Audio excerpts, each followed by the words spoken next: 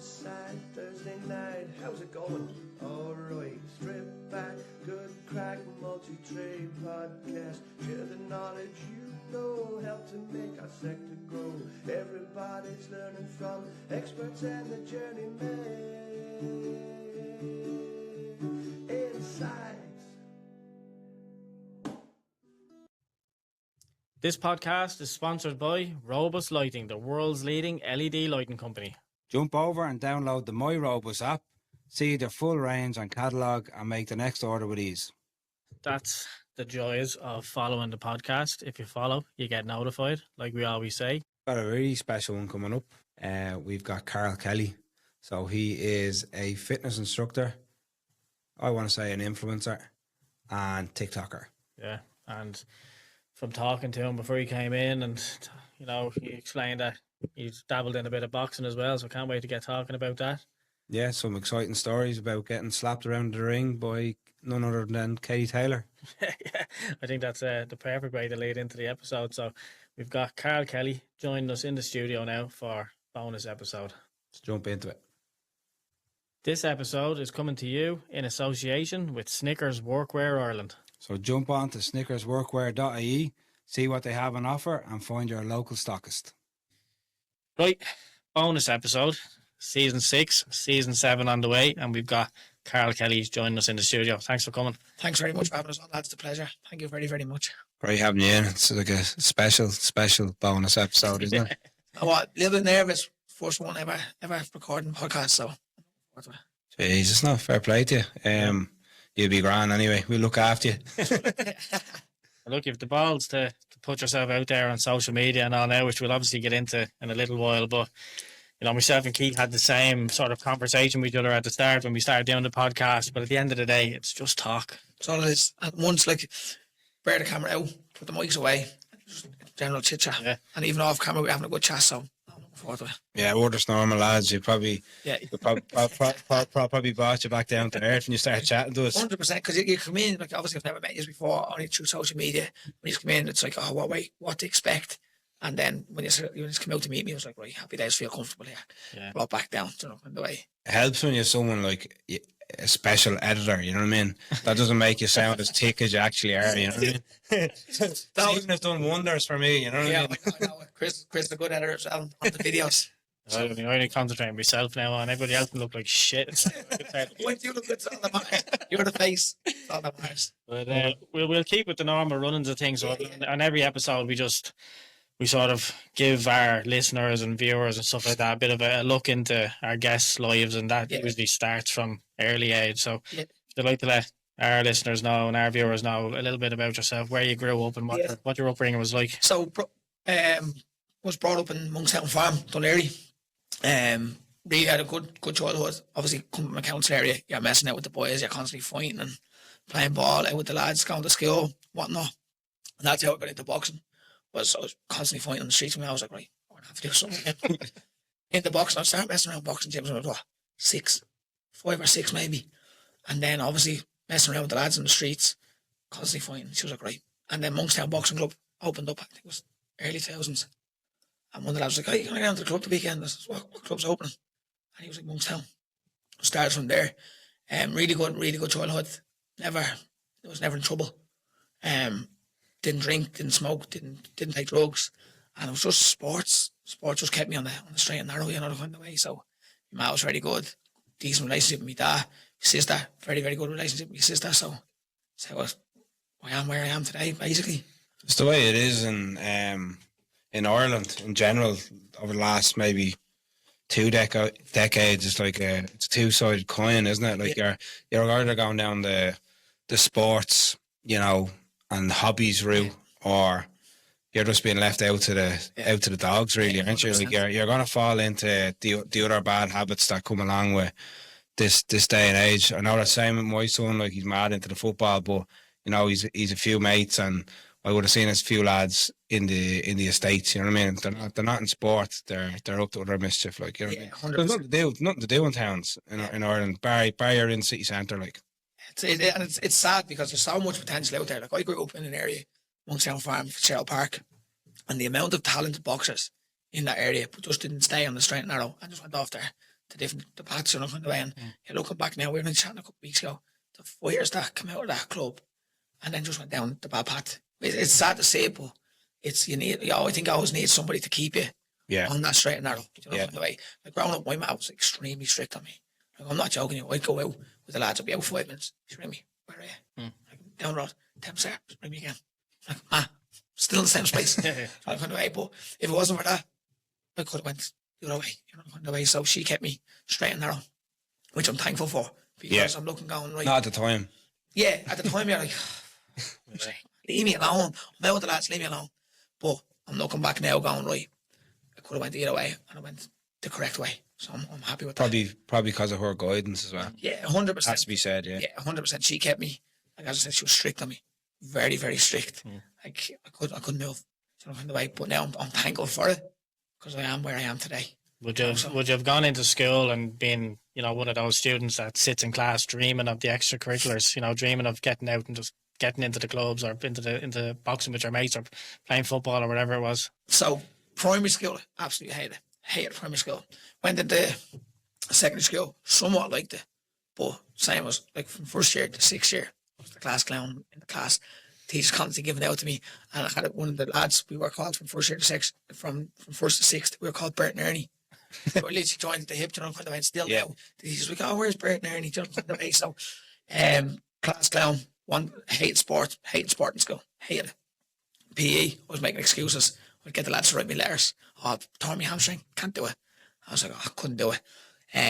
But now I had then I started getting a little bit of leeway in school because of boxing. So they asked me to start in boxing in the school. So the teacher started giving me somewhat of a leeway, which helped me get through it. You know, kind of way. And then I always wanted to leave school when I was 16 after my junior services. Man, I'm leaving. And I was like, what? So I ended up staying back in 6th class because she was like, right, if you go and do your junior cert, you can leave. I said, right, Grant. Junior cert came. I was like, right, getting ready to tell the teachers, I'm leaving this year. And he was like, what? They were devastated. And my ma got on to my cousin. My cousin was the manager in Shoreline Bray. And she was like, and you can do. So he was like, right, go do your lifeguard. I'll give you a job if you stay in school. So I was like, right, shit, I have to stay in school now. So I ended up staying and got the job. And I remember going to 4th year. I hated 4th year because you're going in and you're just lazing around. You're not doing that. Yeah. Transition year, it wasn't great in the school. And I started getting up to mischief, having meetings with the principal, my mum, year ahead. And we thought it was going to go slippery. And I was like, oh, I'm not going back. And he pulled me into the office. I was like, what's the deal we had? I was like, okay, I'm going back. So he helped me keep them straight. Obviously then with boxing, helped me stay on the discipline side of things. So I'm thankful for that. There's a lot to be said for people actually looking out for, you know, the teenagers' welfare and their future and not letting them go down that slippery slope, as you said, because it can be an easy task just to say, well, look, you know, he's a problem maker. He's causing issues for other people here. Let him just go off and do what he's going to do. And, you know, it could be a totally different story now. Like, I mean, it could be, you know, nearly looking back and thinking, you know what, without that bit of guidance and without that bit of support, I could be in a very, very difficult spot now, you know? 100%, million percent. And even, like, if they weren't there, like, I could have been either locked up doing something that I shouldn't have been doing. Yeah. Because it's easy to fall into that trend when you're coming from a council area. Because, as you said, there's nothing to do around the area. Yeah. Like, there's no football, there's no courts around, there's nowhere to go play football. There's a field where you're going out with the lads, but, like, you're going to get up to mischief either way. Yeah. Where the lads are going to parties, I was going to the boxing gym.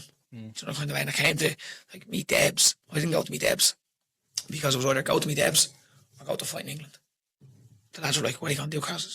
Silly question. I'm going to fight. So a lot of them didn't go to the Debs because they were like, you're not going, I'm not going. Yeah. That's right, fair enough. I'm going either way. Was the boxing club like a second school to you?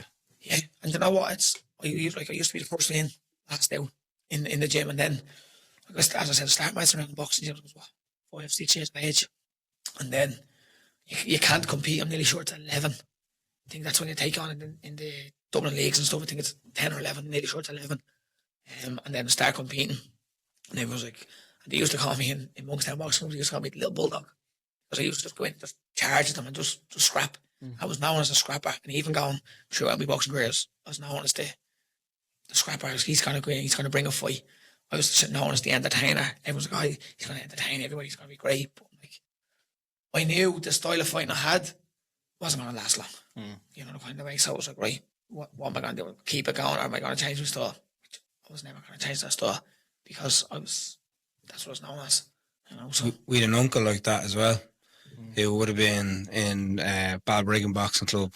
You don't know his name, but Tommy Murray would have been a scrapper. Yeah. You know what I mean? One too many blows, nearly type of thing. Where every fight was a dog fight, nearly. Yeah. You know what I mean? Yeah. But I just want to take it back to what you were saying when you were when you were in school. Yeah. It was a good point you made about your school time nearly being made like a rewards based system. Yeah. So if you don't go to school, you're not going to get to do what you actually love to do. 100%. And I think it's a good, like, if you're ever trying to keep your kid in and you think they can, that's where they need to be. Yeah. It's a great point you made about that. like, school isn't always going to be for everybody. And it wasn't for me. So I'm going to way. Genuinely, it wasn't for me. And I ended up doing leaving cert deployed because I was like, I don't want to do it. Leaving cert, I don't have the head for studying. It's not me. I'm not for the books. Yeah. And ended up doing the leaving cert deployed because I was more hands on. I'm more like, I'll do anything hands on. Yeah. But if you stick me in front of a book, I'm gonna go, oh no, I couldn't think about worse. I don't have the attention span. As I said, I was the class clown in school, so I was constantly messing. So, and if the lads were doing work, I was trying to get their attention, make them laugh, get in trouble. Do you know what kind of way? So, and, like, there could have been two birds flying outside, out the window, and I'm looking out the window. You're looking at that, you know kind of it just didn't appeal to me. Yeah. And now I'm looking back on, haven't used anything I learned in school. Yeah. So kind of ways, and rather than do more things that you're going to use in day-to-day life, that's what I was going to say to one of the lads. What have we used? I was like, no. You know, kind of way. And as I said, hated PE. And like, PE is supposed to be, like, I always would have thought of PE being. That's funny coming from you, like, you know what I mean? Yeah. And we used to have a double. It's like a Wednesday. And I'm like, I'm not doing that. He just kept to write me now. So the way you used to have to get your math to sign your journal. I stopped for about 2 months. The teacher was like, where aren't you getting your journal? So I started getting one of the lads. So I could get him to write me notes. Did that as well, yeah. I get out of PE. And he was like, where aren't you doing? Couldn't be arsed. You go in and you see what it is, and you'd have loads of notes in your journal. I'm like, so can't do this. Yeah. And it was funny because my year head loved me, and he was the head over sports. I was helping him one day, and he was so invested in me boxing. He was like, how are you getting on the boxing? Telling him, he was like, brilliant. I'll never forget it. I was helping him do something on, say it was like a Monday or Tuesday, and my mocks were starting on the Friday. And he was like, oh, what are you doing? So I'm boxing for Ireland on Friday. And he goes, what? I said, yeah, I was going to go out after the mocks. He goes, no. He goes, you're going to go out when you have to. I was like, no, I have to test. He goes, no, I'll sort it. I was like, lovely, happy days. He looked out for you that way? Yeah, so he looked out for me in massive ways, so kind of way. And when it came to when I signed over pro, they brought me into the school. They would talk with the kids, bought 10 tickets, put posters up all over the school. So I was grateful for them in that sense, you know. Nice touch. Yeah, I had 2 specific teachers in the school, Miss Scott and Miss Kenny. They looked out for me from 3rd year all the way to 6th year. And Miss Kenny was she a year ahead in 5th and 6th. And they literally done anything I asked, they could do for me. They couldn't have went any way out of their way to help me. And they kept me on track when I was in school. So be messing up like, Carl. I'm like, okay, sorry. And all she had to do was look at me like, Carl. I'm like, sorry, I'll be good. Yeah. So it was Miss Kelly. Miss Kenny and Miss Scott. Kenny saved me life in school. Whereas 2 lifesavers. So I was happy to have them guide me. Fair play. You mentioned there turning pro. What was the experience like pro? Like, obviously, I've done a bit of scrolling and I noticed that. Yeah. Creeping. I was impressed because I was like, right, the fact that you knew I'd done the 2 titles in 5 fights was good. It was always a childhood dream, you know, the kind of way. It's growing up, you always want to go professional. Champ. Yeah, you know, the kind of way, like whether it's football, whatever sport you're doing, you want to go to turn into a professional. And one of the things as well, when I was in school, I had a teacher doubt me. So going back to me mocks, ended up failing maths. The teacher brought us up in the school and was like, gave us results out in front of the class. I was like, Carl, come up, you failed. I said, yeah, I know. He goes, you're going to be on the social welfare for the rest of your life. Jesus. And I was like, won't. And that's a fact, I won't. And I said, I can guarantee you before I'm 23, I'm going to be a professional boxer. And he always had the mindset. Yeah. And he goes, no, you're going to be in the social. I says, I'm going to stop you. I said, I won't. Fast forward, then the school rang me when he signed over. He said, oh, we're delighted. Anytime you can come in. I says, yeah, no problem. He was like, we'll take 10 tickets. Put a poster up around the school. Walked into the staff room. I says, Jesus, last time I was in here, I was getting in trouble. I seen the teacher sitting on his desk on his own. I said, yes. Yeah, have him now. I says, right. Walked over. I said, look at the teacher. I said, I'm sorry, I have to do this. Walked over, put the poster over his lunch. I says, don't ever do. Somebody from a local area. I says, don't. I says, I told you to do it. And he looked up and was shocked. And then went back. I was sitting with the teachers and laughing and joking. He came over. He shook my hand. He was like, I apologise for down you. I says, you gave me the motivation. You pushed me. I says, never. And back into the class then. Told the kids. I said, looked at the teacher and I said, look, you're going to hate what I'm going to say, but you're also going to agree with me. And so I says to the kids, I says, there was a teacher currently in the school told me it's going to be a nobody. I says, and here I am talking in front of you. I says, I looked at the teacher and I says, am I correct? She goes, yeah, you're correct. And then signing over was mad. Like, so how it started, I moved to St. Margaret's Boxing Club in Glenagary. Jay Bourne was the coach. And he was doing a little bit of semi-pro in the UK. And my cousin Kieran was like, oh, would you not see me get on the card? He's flying over in November. I said, look, see, if he says to me, I'll jump on it. He said to me, I said, lovely, let's go over. And it was like, some people call it semi-pro, some people call it unlicensed. So you go over, you have no vest, you're in pro shorts, and the setup's like a pro. Yeah. You have your ring walk and stuff out.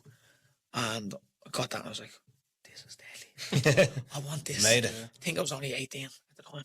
18, 19. I said, I said to Jay, I don't want to go back amateur. He goes, look, we'll keep doing this and we'll end up, we'll bring you pro. I think I signed over in 2017. And I jumped into the deep end fairly quick. Like a lot of people. That's at 18, was it? 18, I think it was no, it would have been. No, I think it would have been 22. I think I would have been 22.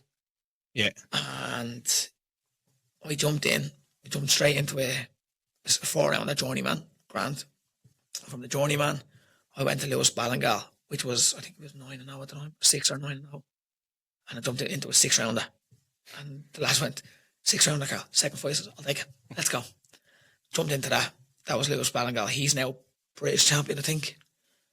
After that, then, I got a phone call to fight for the BUI Celtic title. Third fight in. I was like, what? Title Jesus. fight? 3 fights in. I says, I'll take it. No problem. He goes, it's against Victor Raboy. I'll take it. Let's go. And got beaten. Fought Martin Quinn then for an 8. Martin Quinn was a 6-rounder. Beat Martin. And then I got the phone call to fight for the Irish title. For my 5th fight. I was like, what?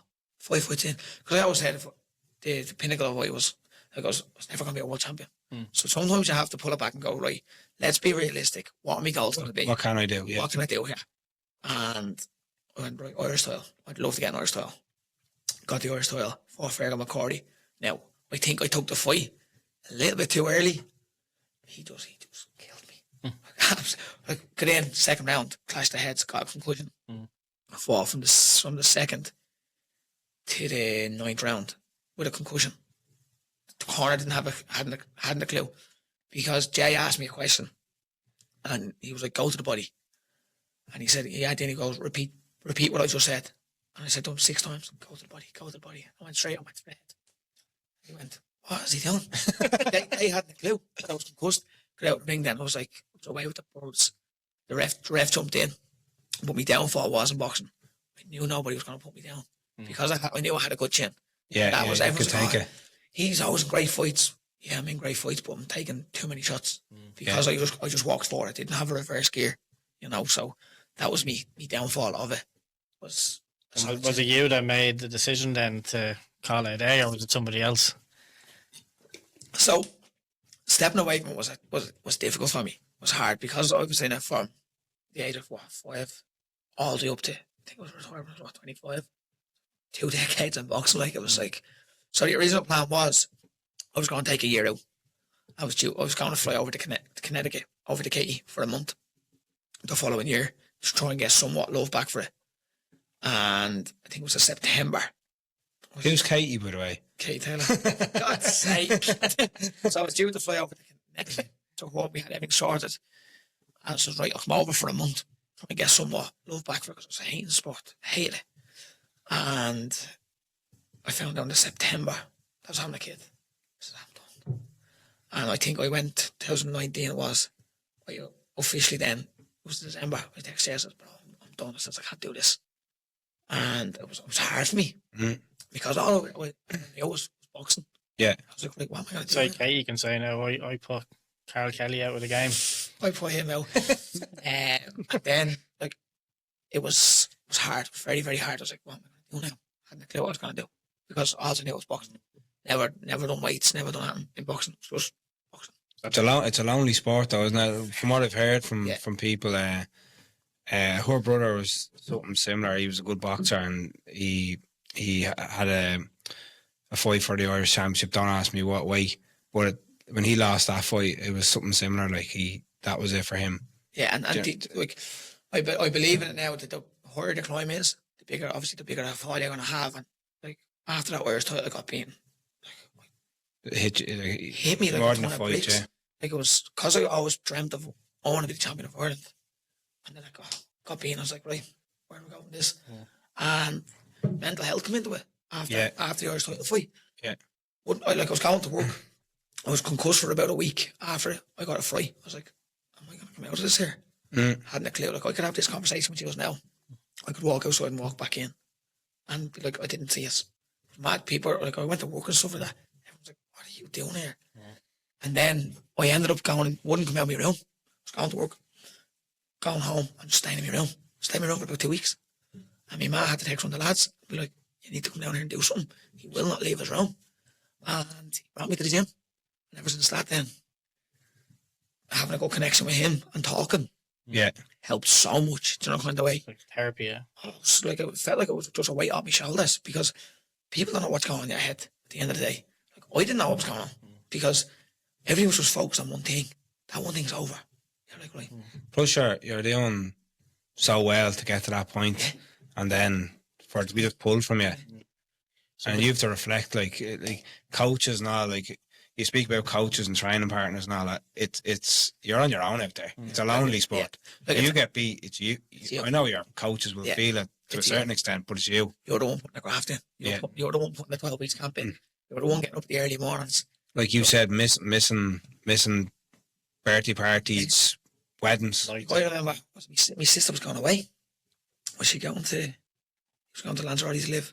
I was going travelling for a year, and I couldn't go to a away party. I says, look, I can't go. I says, I've got training.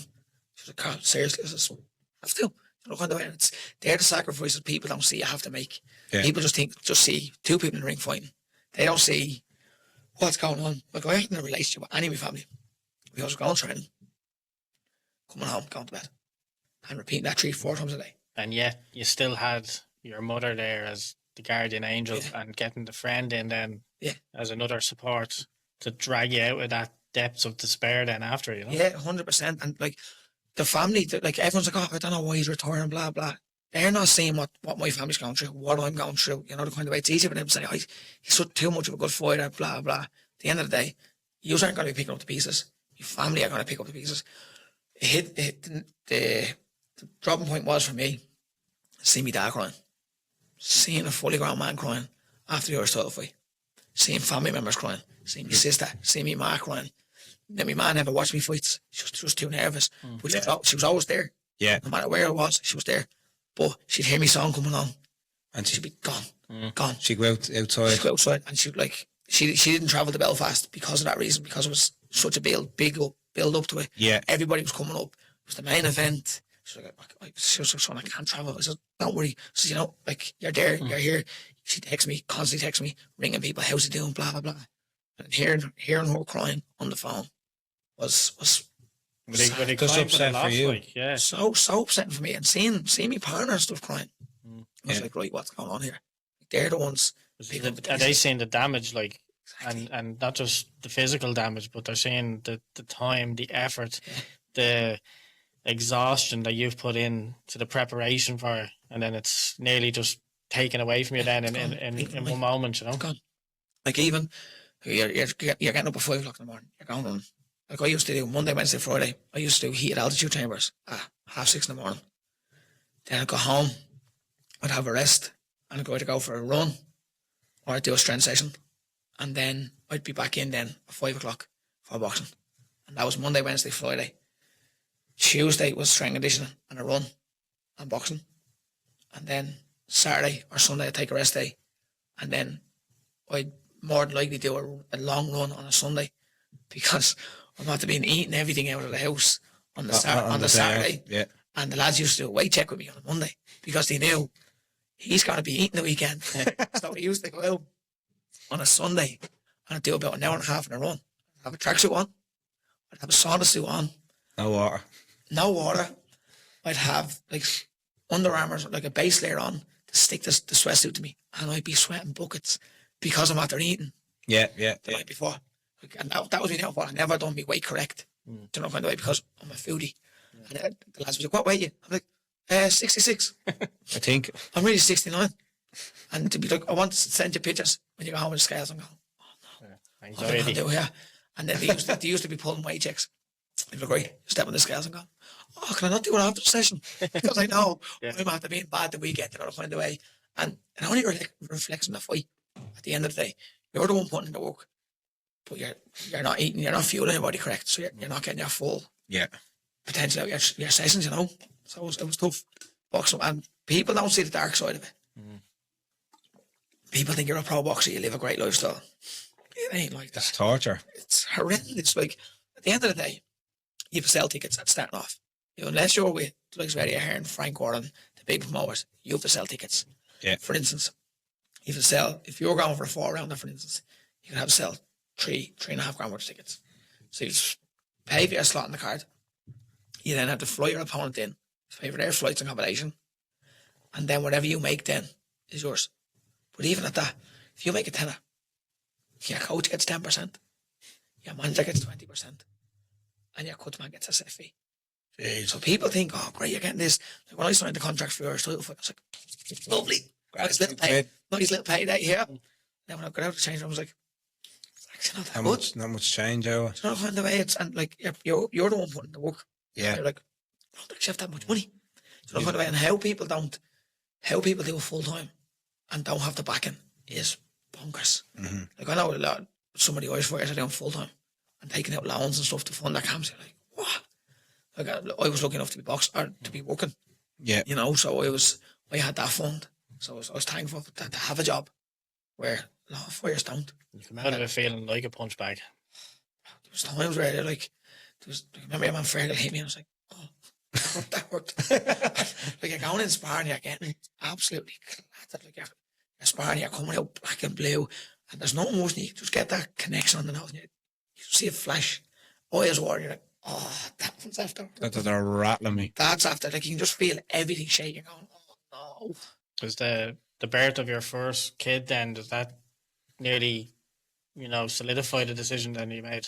Yeah, massively. Look, it's at the end of the day, like the way I always put it now. Everyone always says, "Oh, it's a different type of love, this and that," and you're going, "How can something be a different love?" But when you have that connection, you're like, "Oh," you really feel it. Then you're like, "Right, now I know what they're talking about," and then you bring into perspective, he needs me now.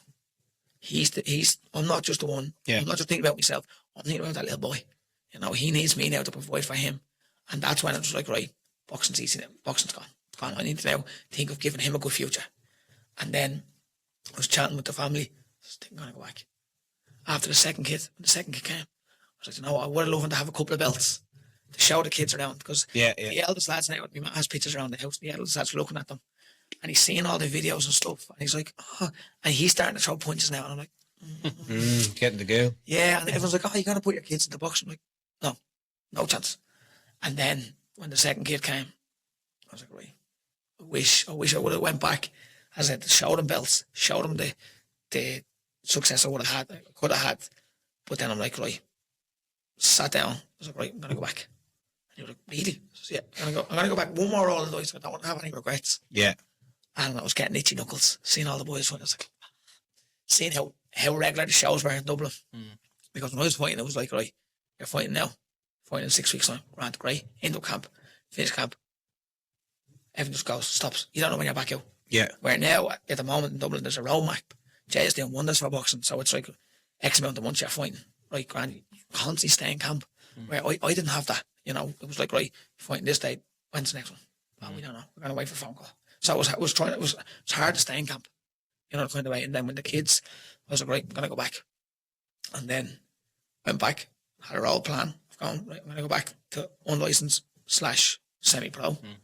And then I'll jump back in pro. I went back training. And then your man John Cooney passed away, God rest him. And I went, no, done. Because I'm not sure if that was going to be me. The next time I step into the ring after being really badly concussed. Yeah. I remember Michael McKinson sent me a picture.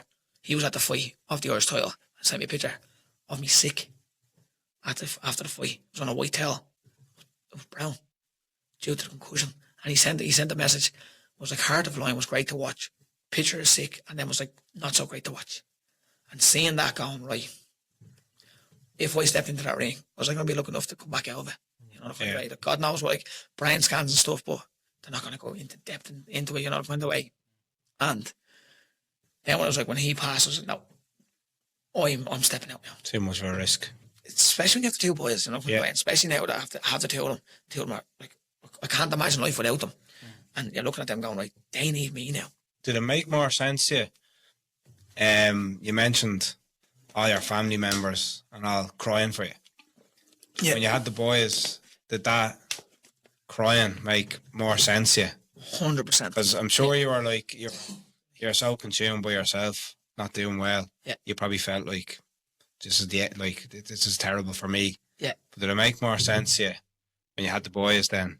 100%. Why everyone was crying for it? 100%. Because you look. Because you cry over your kids, and that's like my little lad cuts his leg. I'm like, I'll panic. Yeah. He's crying. I'm like, You feel everything, yeah. Yes, like, because obviously when they're at a young age, they can't tell you what's happening. So they're crying. You're like, you're panicking. And now I can see where my mother and father are going, Carl, you have to think about this.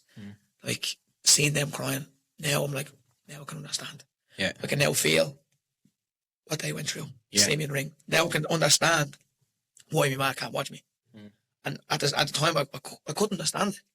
I was like, just come in and watch it. It's not that bad, like. And that's the price you pay for being boxing at a high level. Yeah. You're going to come against monsters, animals. If you're not in your game, or so not even that you're not in your game, someone else is just going to be fucking that level. Going to be class, like, you know what I mean? Or something, yeah. Even like, I'm not the tallest person in the world. And I was always that little bit heavier on the heavier side when I was boxing. So I used to box at like 66 kilos an amateur. People, like, was one fight. I had to jump at one stage to hit him. I was up there on my shoulder. I was like, look at me. I'm going to hit this lad. And all kinds of ways. Skinny and long.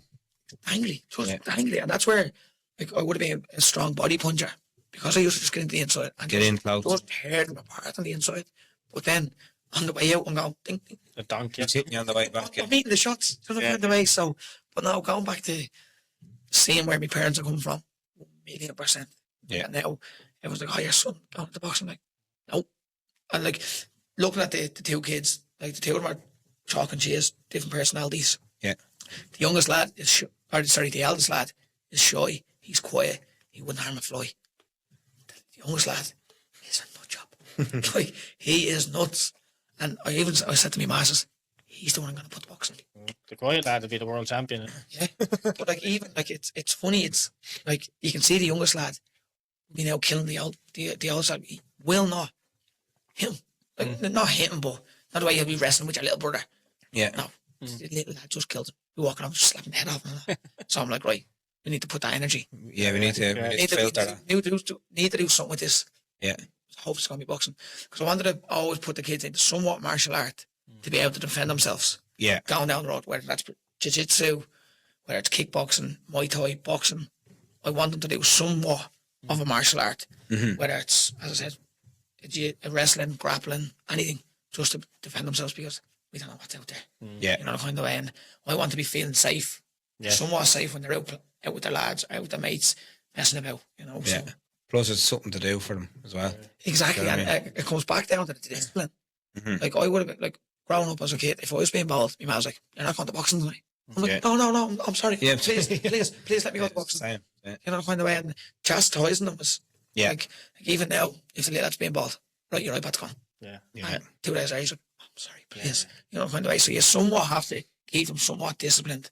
And I think contact sport or some sport in Yeah. shape or form is going to keep them intact. Whether that's running with their mates out on their bikes or in a sports team. You know, and as I said, boxing was lonely, but that kept me Yeah. straight and narrow. Straight and narrow.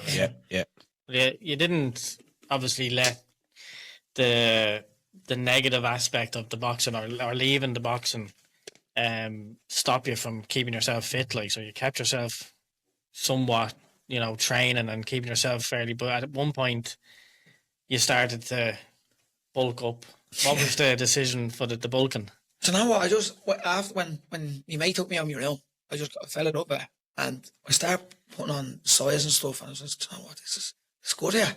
I'm feeling good. I don't have to watch what I'm eating. I can eat what I want." Yeah. Like a lot of people say, I've done a dirty bulk.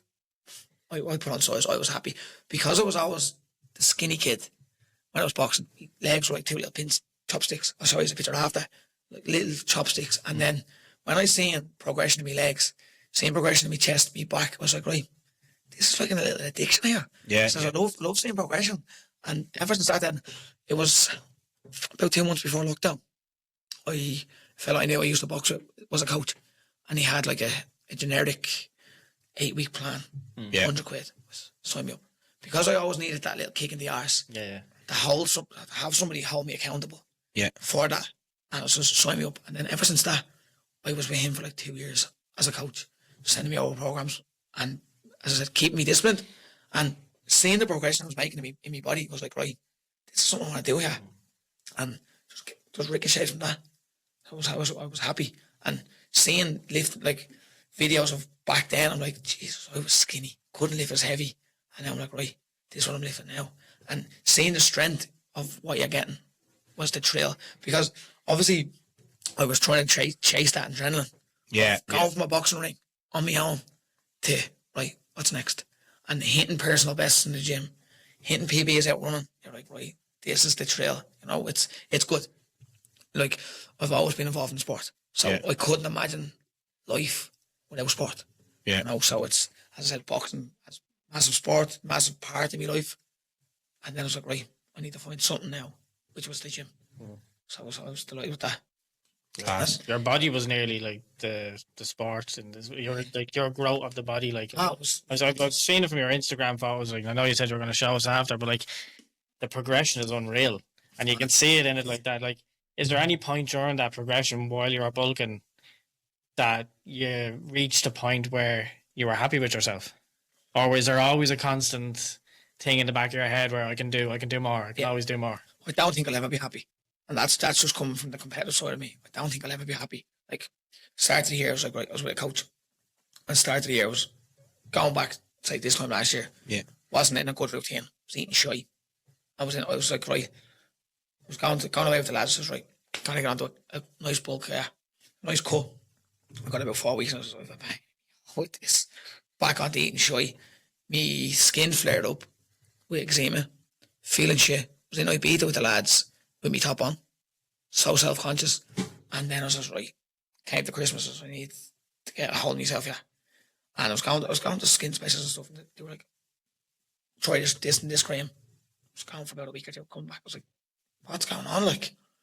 Come down to me toilet. So I was eating shy. And if you've noticed in the runs, we always eat jellies. I was known for the jelly. I was known as the jelly boy. I used to eat the little tubs you get in this in Circle K and €2 for €3. I used to eat like 2. That's right, blue bonbons. Yeah. I used to eat 2 of them a day and wouldn't think of it. Chocolate's my kryptonite now. Yeah, it's like I used to go off to the butchers when I used to work in Herberton, and I'd say, "There's a tub of fizzy jellies," and they go, "Want 2 there? 2 for €3." Oh, go on. Oh, yeah. Go on. So, Twisted my arm. Oh, you didn't have to twist my arm twice. Long and behold, they're gone. Do you know what I mean? When I changed my diet, start feeling good again. And be like, right, here we go. And then I was like, right, we do a photo shoot. And then I got the way I am with things. I'm all or nothing. So I'm like, right, focus now at the gym. And then I start doing the long runs with Chris. I was like, I'm starting to enjoy running now.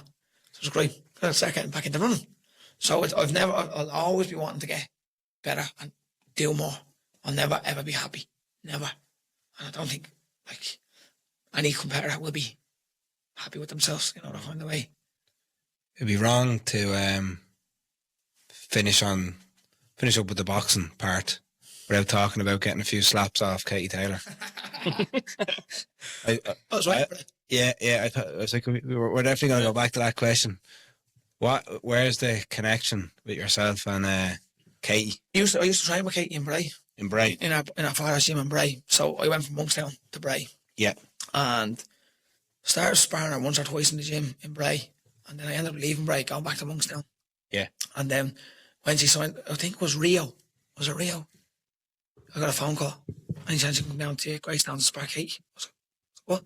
Me? Spar Katie there? I was like, I'll be there. No problem. I was like, can I get killed? But the spar, someone at her caliber, was a different level. It was good. The experience I gained from it, and to say I sparred and trained alongside her was phenomenal, you know, from the way. And then after the Rio, then she obviously signed over. I think it was her second pro fight. She DM'd me on Instagram. I was like, Karl, I'm home for a couple of days. Anytime we can get a few rounds in. I was like, that's okay there. She was texting me, asking to spar me. You know, so, and just, I got a good relationship with her from then. And I've sparred her then when I was boxing then a couple of times after that. So, as I said, I got a good relationship with her. She'd WhatsApp me every now and again, being like, oh, any chance I'm home, spars. I'm like, right, let's go. But what an experience. Is it nice to say that she's seeing something in you that held value for her? Yeah. You're obviously, you were doing something right or wrong to her, I suppose, in terms of testing her. Yeah, 100%. That's one thing she always said is, I'll give her a test. I won't take a step back. I'll constantly put pressure on her. I usually hit fairly hard. She's like, it's what I need. And I always used to mess with her, being like, well, let us know. I'll always have my suitcase ready for training camps, you know. Yeah. But no, I was delighted to get the text, and her coach, she used to bring her coach Ross over, and to meet Ross as well was great. To be in their company and to learn off them and to see her warming up, to see the drills she's doing. You're always going to be looking to bring that into your training, you know, which was good. Looking back on the boxing career now, does that scratch the itch that you had? Just to say that you were in a company like her, and to be accepted by her, like, yeah, no, most people nice. Will never get that. No, and to get for her to recognise, to reach out to me, to spar, you know, from the way was phenomenal. Like, surreal, yeah. I'm looking back on, that was probably one of the best sparring. Well, it is the best sparring you're ever going to get. You know, find the way, and for me to get that and not be such an successful boxer, for her to reach out was phenomenal. Yeah, the way it was a pinch me moment, you know. And like getting pictures and stuff after the fight, after sparring, I was like, to look back on that, and to look back and be like, right, I've sparred the best female boxer there ever was, and then to be going to her house to get pictures of all her belts. Yeah. Was good, you know. Was good. You did mention that before we come on, that as a person she was soft, lovely. So nice, and she's so genuine, so soft spoken, really really nice, and she'll make her way for time for anybody. Like, I remember little kids would come into the gym, can I get a picture? She was like, yeah, no problem. A girl that we knew, absolutely idolised her, and got a picture with her years ago as a footballer when Katie used to play football. And she was getting something signed for her, and she got it in a picture on a canvas. Yeah. She brought the picture up, and Kate was talking to her about the picture and was chatting about that day. Yeah. Signed, and she remembered it. Yeah, she remembered it. It was good for her and the girl that got the picture with her, you know. Brilliant, yeah. Class. You mentioned there just before that, you know, going out on the runs and stuff, and obviously Chris Connolly, like, has a massive impact on yourself over a short period of time. He's been through a lot. Yeah, he's have a lot coming up. Speak of the devil. He's ringing. Want to get him on the podcast? On loudspeaker. Yeah, but now, like, going back, like, I only know Chris about 14 months now, and like, you talk to anybody, you go, you must be childhood friends. 14 months or so. And going back to how we met was, he used to PT in a gym that I was working in, He walked in and said, "Oh, Chris, how are you? How's things?" I was a little fanboy at the time. Little starstruck when I was like, "Man, fuck, that was all 5Ks." And it was mad because I still tell to this day, me and my ma used to watch him every single night on TikTok. Every night at 10 o'clock he used to go live. My ma used to tune in, my ma be in one room, I'd be in another, and we'd be in stitches. We'd be screaming and go, "Man, just see what he just done." She'd be shouting, "Carl, just see what he just done." And then just the bromance from there just ricocheted. Yeah. It's one of those things, isn't it, where, you know, you get certain moments in life where you meet certain people and you just have that bit of a spark, and you know that you swear like I've known each other since you were kids or whatever, you know, and you portray that like in the videos they just put up, like that 100K run was a movie, you know. Madness. I remember he put it to me. So we ran out the Bray and put me on the spot. He whipped out the phone and was like, "Right, we've just reached the Bray.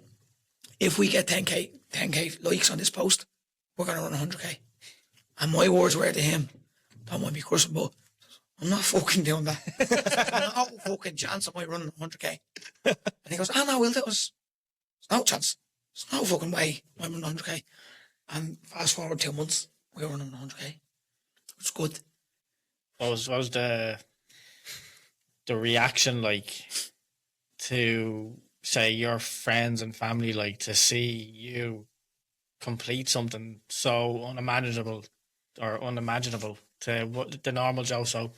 Everyone's like, "Carl, what did you just do?" I was like, "Do you know, it wasn't actually as bad as I thought." Which it wasn't. Do you know what I mean? Like, I will say my quads went at 60K. And I went, "I get through this." Mindset, came in, got it done. And the family were like, "Carl, what have you just done?" I'm like, "Oh yeah, just 100K. Now, even now when I'm talking about long runs, we went to Portugal. And I was like, "Oh, we pulled up a 45. I was like, "Sorry, you just casually pulled up a 45.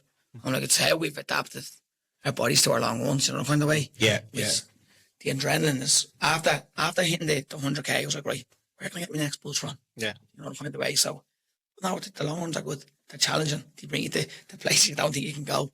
But you get through them with Chris. Physically and mentally. Physically is, like, at the end of the day, physically it's like it's somewhat challenging. But when you know, right, I have 100K here, I'm going to be running for the next 12 hours. You get your mindset. And sort your mindset out to go, right, at the end of the day, 12 hours to go. And once you can adapt your mind to it, your body's going to follow, you know, the kind of way. What's the mindset like when, you know, a normal Joe Soap going out running now will have the AirPods, the music on, you know, podcast, whatever it is, and they're going running, but you're running beside somebody, like, so it's conversation, is it? Just conversation and the connection we have. Like, everything we used to see on social media, that's all real. None of that's acting. Yeah. Like, the connection we have is, it's different. Like, he's like a brother to me, you know, the kind of way, and he's helped me personally, my own career, grow my social media, financially, he's helped me, you know, so he's helped me in all departments, and to get out and get that connection and run, and to understand people when they're running, because if you go out for a run with the lads, he might be able to understand how you adapt to long runs. Yeah. You know, the kind of way, like, if I'm going to the trenches, he won't talk. If he's going to the trenches, I won't talk to him. But then when I'm going deep, he'll start, like, talking motivational stuff to me. He goes, "Carl, we're going to get this done." He'll talk soft, and we go, "Right, let's go." You know, so he gets you, he pulls you through it. Look, it's one thing doing the long runs, the physical side of it for yourself, but what you lads are doing is bringing other people on the run, which is people that might have, you know, things going on at home that maybe a run could release for them.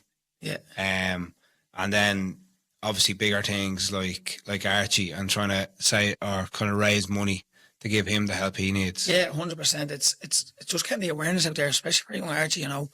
Like, he needs, his mother was saying, 3.5 million for his treatment in the States. It's bonkers. So, like, when we done the 100K, I think we raised 20 grand within 12 hours. So it was phenomenal, you know. Amazing. Now, Chris is obviously doing his 12 ultramarathons in 12 days. So the plan is to run 60K a day for 12 days. And he's hoping to raise 100 grand or more to go towards Archie, you know. So every little helps. Like, we're doing our part. So we're hoping people can get behind us. And You're doing a bit of that yourself. yeah, so I'm gonna head off for 4 days with him. So I'm gonna run 3 days with him. I just couldn't get time off work. Yeah. Because they've accommodated me with other runs, Yeah. time off, especially with 100k.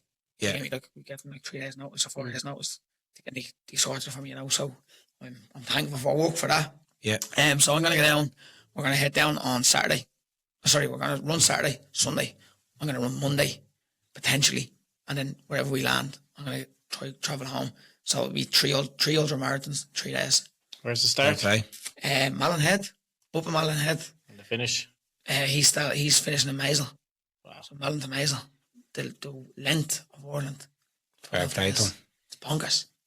You can just imagine, you know, the mindset to get the preparation for that. Like, I've never seen anybody with a mindset like this. Is he just like, I'm going to get it done? No matter what. Like, people will always say, do you just put time in your runs, just this and that. No. We just want to get over that finish line. Whether he has to walk it, crawl it, he's going to finish that. No matter what it takes, he's going to finish it. Like, it's his mindset, it's bulletproof. Yeah. Fair play. It's insane. You've brought another dynamic to it now as well. I don't know if that's through sponsorship or if it's his own ideas, but going abroad now and doing runs. Yeah. So Portugal recently. people have always been like, I'd love to get runs and just this and that. So here's the chance now, and that's getting funded by the Glean app. So the Glean app sponsors Chris's running club. So that's given us the opportunity to fly. Like the last one we done was Portugal. We flew Philly out. Everything was paid for through the Glean app. So we're thankful Chris is thankful to have the Glean app being able to give us the opportunity to do that, you know. That's brilliant. Yeah, so and the next one now we have planned is Rome. So we're flying to Rome now at the end of July. So we're going to try and do one every month. Be hot over there, I'd say. Around the Coliseum, get a bit of a run. Now, this one's only 5k. So the reason why we done a 5k is it opens it up to more people. Yeah. Because like we done, It's manageable, yeah. it's doable. You know, to find a way. Just do it all around the Coliseum. Exactly. Like you Just keep going around circles. Like even we said to Philly, look, when you come around, if you can't do this, let us know. Yeah. All you have to do is 5k. So Yeah. Oh, he find a way. was brilliant. He was just he smashed it. And here, how we put up with me and Chris for yeah. weekends. It's, Like, that was some piss take. brilliant. So when we got off the plane, it was starting to rain over there. So we had a pair of just normal runners on.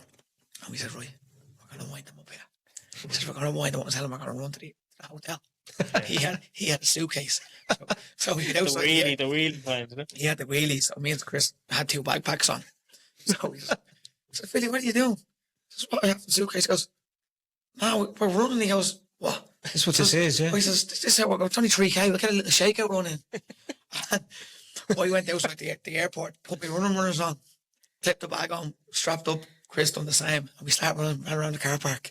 I said, I feel like we're only messing. He goes, he's got me on that one. But I tell you, he was up for the banter throughout the whole trip. And how he put up with us is beyond me.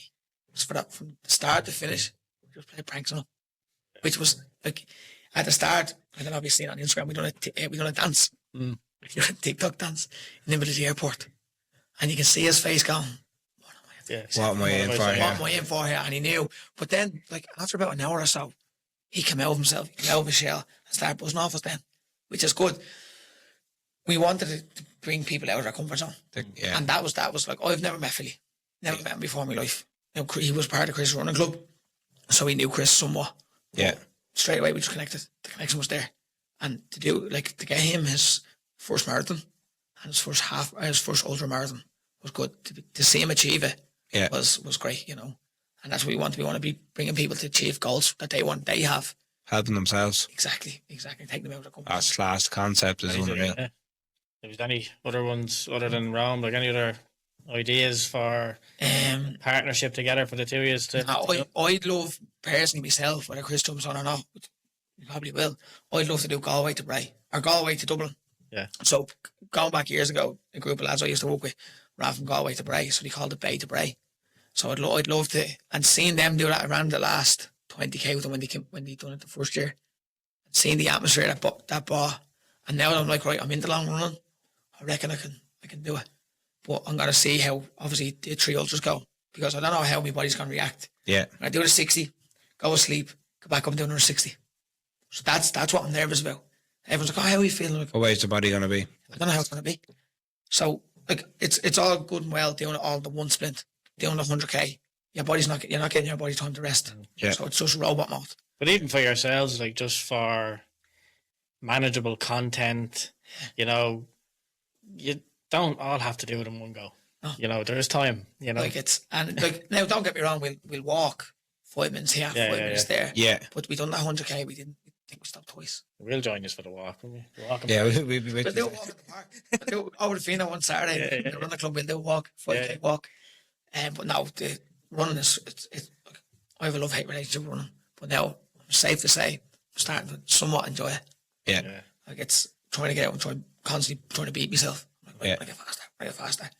Do you get the endorphins from it like now? The endorphins are ridiculous. Like when we hit that 100k, right? So prior to that, we done the 65. That was Fatima to Dublin A to Edenderry, and the feeling when we hit that was like, right, this is deadly. And then we done the 100k. It was ridiculous. Do you know what? I got a little bit emotional. So Can imagine. the start of the morning, we started out at 6:30 in the morning outside my job, and I got a picture. Me two kids sent me a picture. They had a sign, "Let's go, Daddy, you can do this." So that brought Got you emotion. going, That yeah. got me going at the start of the run. And then Archie sent us a video over, tagged us on Instagram. It was like, "Best luck in your run, Karl and Chris." I think we were at like 95k, and I was an emotional wreck. I was like, "Oh my!" That just set me off. And seeing, because like we're out there doing it for him, Yeah. like to get that picture, and then when I was getting in the trenches, I stuck me lock screen as the two kids, being like, "Let's go, Daddy, you can do this." So Yeah. anytime I was struggling, little clip down, done, let's go. Yeah. And it's still to this day, it's me screensaver. You know, you so going. it's using them as motivation to get through the runs and to show them when they're older, you put your mind to it, You can do anything, yeah. you can achieve anything, you know. And yet you have to have the want in it. And we wanted it. And even we're doing I'm doing the 3 ultras, I was like, "Oh, be careful." I'm like, "Grand, I'll do it." It's just a matter of setting your mind to it. It was like, "Oh no, make sure you don't injure yourself." Like, be grand. We'll rest when I'm dead. Yeah. You know, kind of way. It's Yeah. you want to try and get the best from it. I personally do. And like, the long distance, like when we hit the 100k, I was like, right, where can I get the next endorphins from? Like, what can top 100k? None really is going to really top that in one sprint. Went down in the PB for a 5k. I was like, yes, get in there. Didn't set up to do it. Got a 19:09, and that 9 seconds killed me. So I want to get a sub 19. Went out 4 days later. Got 18:53. I was like, Jeez. yes. Proper smash. That was the mean next endorphins. That was the next one. That was So the it next doesn't have to be long running. No, It can be. short and quick. And then I was like, right, what can I do next? Because I don't think I'm going to get under 18:50. And done a 10k. What did I do? 46 something. So I want to get sub 45 next. And I reckon I would have had the sub 45. The route we're done, there's a hill. It's a kilometre. I think it's a kilometre and a half long. It just gradually goes higher. It just breaks your heart. At the top was blowing out my arse. But I reckon if that wasn't in it, then you could have got a sub 45. So that's the next trying to. It's the next hurdle. Yeah, after I get through this weekend. The little one. The little 3 ultra I marathons. feel you can do it. No, it'd be good. It's a challenge to kind of end. I always like to set little goals to try and hit. Even like during lockdown, I was out cycling on the bike. I see a car. I'm gonna try to get that car before I get to this set of traffic lights. You know, kind of like just setting little barriers to try and break down to somewhat enjoy it. You know, so it's good. I think I always need a goal. Yeah. Because if you don't have a goal, you're just going around in circles. And it's for such a good cause as well. Like it's 100%. And do you know what I mean? It's we're trying to raise as much awareness as we can. For but that'll only get you so far. It needs you and Chris. Yeah, It needs lads to have the mindset as well. Yeah. That doesn't just happen for the want to do it. It's other people supporting them as well. It's getting 100%, yeah. It's the people that are viewing them, the people that are supporting them, sending them messages. Your business, Sending I want money. to give them a shout out. What is it? The business that you work for, they support. I work for Tribe in Sandyford. They obviously give me time off to do the runs. Like I texted them, the area manager last week. It's in the industrial park there, is it? It's another Beacon shopping centre. Yeah. It's the quarter just there. Yeah. I texted him last week, being like, any chance you can do one? And he goes, yeah, no problem. Yeah. So I'm grateful for them being able to give me, to be able to accommodate me, to give me time off. Like it's it's like it's hard to get the time off. Yeah. Especially when you're working in companies like that. When you've set down timetables, you've classes and stuff to cover. He was like, yeah, no worries, I'll sort it. And he texted me, he was like, that's sorted. I was like, right, lovely. Rang Chris, says, Gitsy, says, I'm coming with you, baby. And he was like, what? Says, I can give you 4 days next week. He goes, beauty, let's go. And that'd be great for him, like, as well. Yeah, do you know, find a way, because as I said, two of us bounce off each other. And we know how to deal with each other. When he's in the trenches, I'm in the trenches, we don't talk to each other. And we'll buzz off each other, we'll make content. And people love the content we make on the runs. Everyone's like, you're the lunatics. But that gives us the boost. Yeah. People are texting in being like, oh, you're doing amazing, blah, blah. And then you'll see your Instagram request messages. And it's just flooded. And seeing the interaction people are getting off you. And I was out the other day, people, oh, love what you're doing on social media. You and Chris are doing great. And that's like a real, oh, perk. This is daily. So people are actually watching. Because you always see, like, you see on social media, they're only numbers. But until someone actually comes up and says it to you, you're like, that's real. Jesus, this is deadly. And when I started first thing, I was explaining to me, man, I was like, people are starting to recognise. Just like, what? You understand that? Really done wrong. People caught me. She's like, what? I told you, people are watching the videos, people are engaging, and they're like, and you're getting messages being like, oh, the positivity is are sending out is phenomenal. So if we can get them positive messages out, I'm happy. You know, snowball effect. It's no better message to finish on, I guess. It's been an absolute pleasure, Karl. Thank you very, very much, Denson. I really enjoyed it. Yeah. Can't believe that's your first podcast. Yeah, it's mad, isn't it? Yeah. Brilliant. Like the first recording, I obviously done one or two when I was boxing, but that was just over the phone. Yeah. Being in person. Yeah. Makes it so much easier. You're a natural man. Like like the first 5 minutes, you're a little bit nervous. Like, I was getting text people like, how you feeling? I said, shitting it. Absolute shitting it.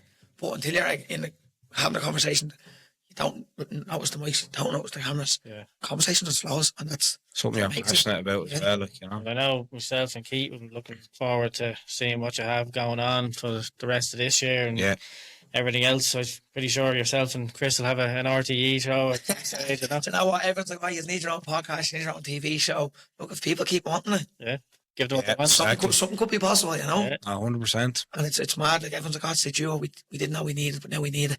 Yeah. You know, so it's good. It's seeing people talk like that, and the fact that we don't get any negative comments. It's positive. Positive. It's that's great. Brilliant. Yeah. Social media is dangerous for negative. Are you running home?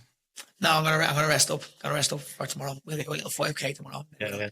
Big one Saturday, Sunday, and Monday for me. And he has 12 days. We'll be looking out for you, anyway. Yeah. I appreciate it. Thanks so much. Take it easy. Thank you very much.